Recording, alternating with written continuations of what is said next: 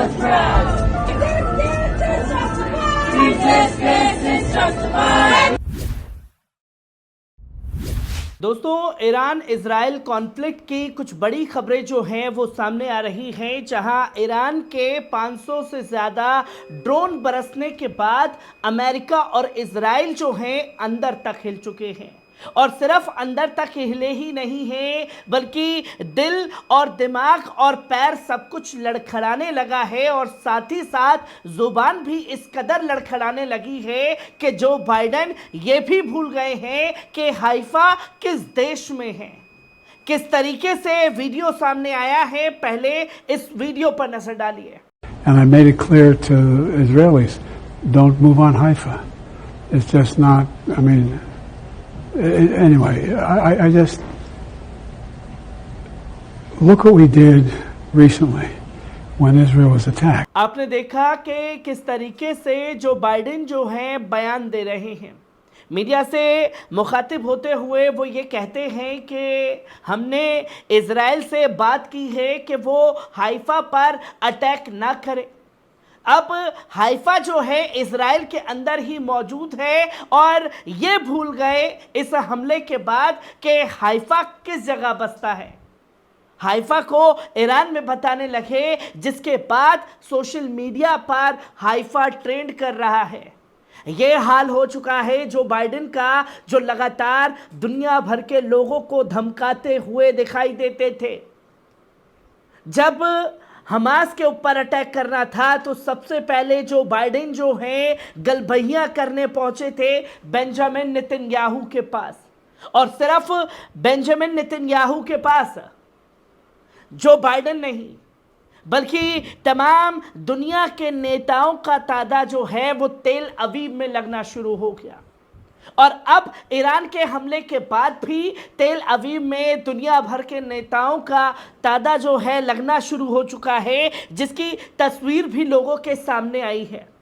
कभी अमेरिका के अधिकारी वहां पहुंच रहे हैं, कभी इटली के, कभी यूके के, कभी जर्मनी के, तो कभी फ्रांस के नेता वहां पहुंच रहे हैं।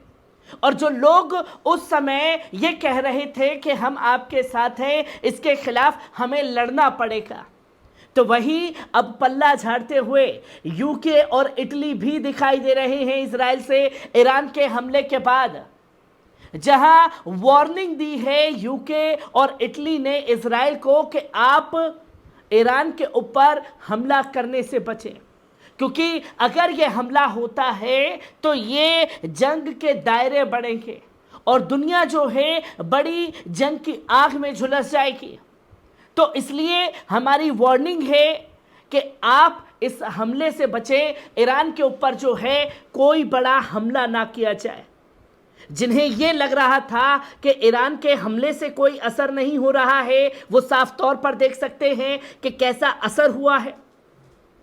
जहां पूरी दुनिया के लोग, और खास तौर पर बात की जाए इजराइल की, तो इजराइल के साथ तमाम मुल्क खड़े हुए थे, ताकतवर मुल्क दुनिया के। और जब इनकी तमाम चीज़ों को दुनिया देख चुकी है, इनकी आवाम देख चुकी है, तो कैसे लोग सड़कों पर उतर करके इनके खिलाफ ही प्रोटेस्ट कर रहे हैं, पहले इस वीडियो पर नजर डालिए।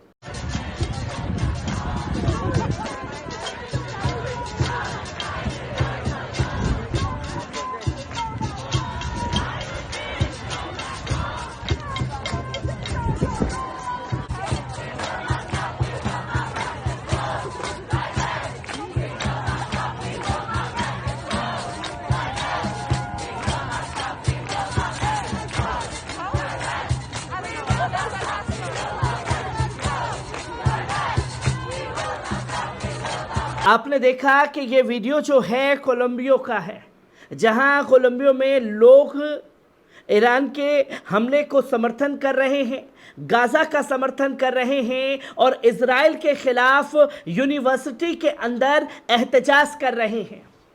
और सिर्फ ये नज़ारा जो है कोलंबिया में नहीं बल्कि अमेरिका की सड़कों पर भी देखने को मिला है। पहले इस वीडियो पर नजर डालिए।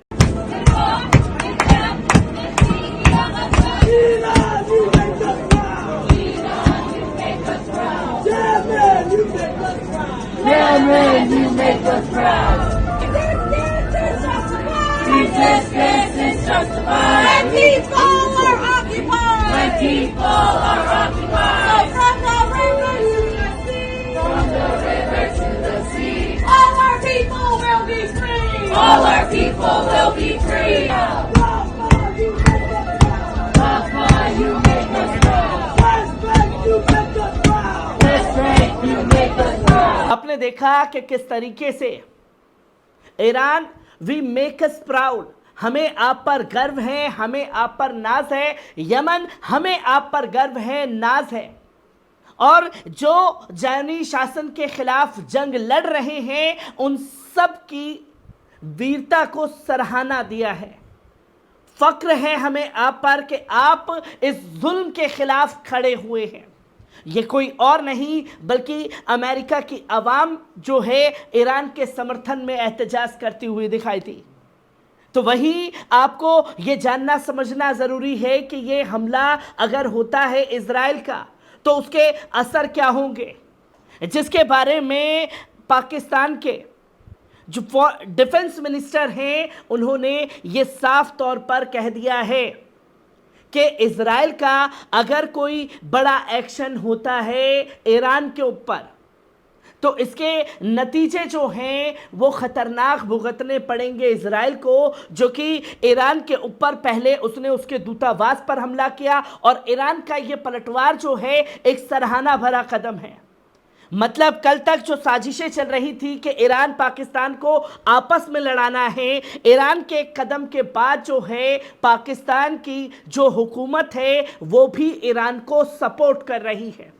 और ईरान के हमलों के बाद कैसे पाकिस्तान के कराची में और तमाम जगह पर लोग सड़कों पर उतर करके समर्थन दे रहे थे, जिसकी तस्वीर लोगों के सामने है। और ये साफ तौर पर डिफेंस मिनिस्टर द्वारा कहा गया पाकिस्तान के कि अगर हमले के दौरान किसी भी तरीके की गलती अगर हमारे मुल्क पर हुई तो हम उसका पलटवार करेंगे, जो साफ तौर पर हिदायत जो है इजराइल को देने का काम किया गया है।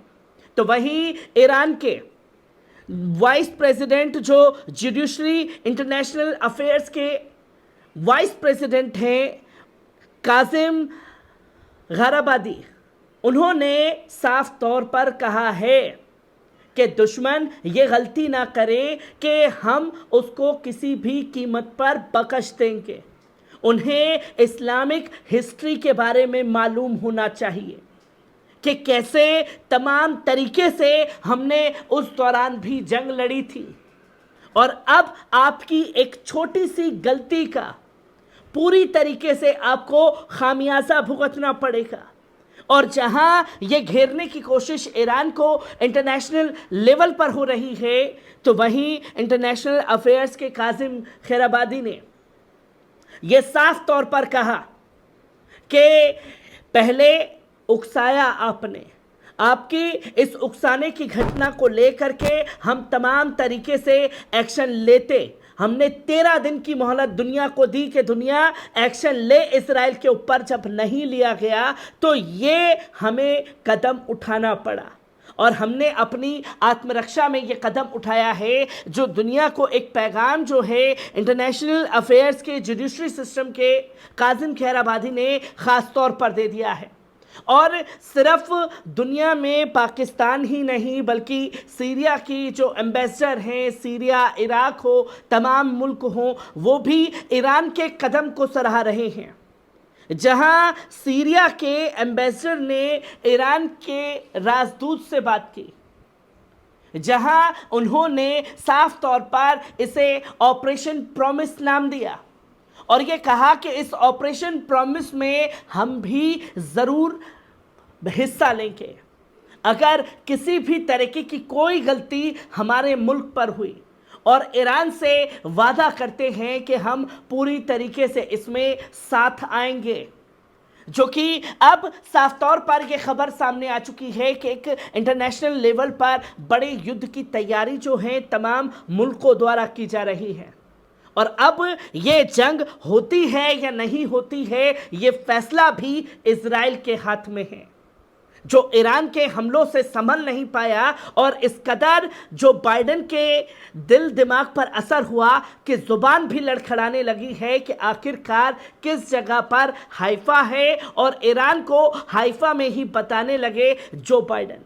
हर एक खबर से रूबरू कराता रहूंगा। दीजिए इजाजत, शुक्रिया।